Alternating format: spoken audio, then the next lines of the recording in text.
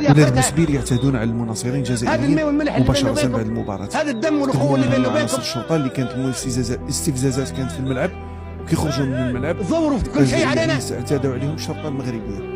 راك تشوف ما كانش سبب بدل ما تكونوا معانا تكونوا ضدنا.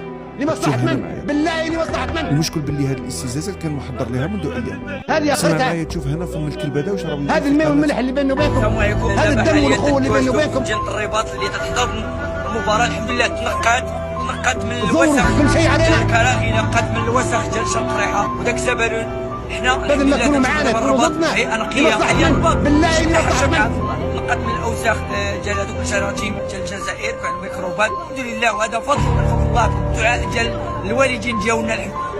ونقدوا لينا مراكش الله يجازيكم بخير. كنتمنى مراكش تنقذ لان حاليا راه لا حول ولا قوه.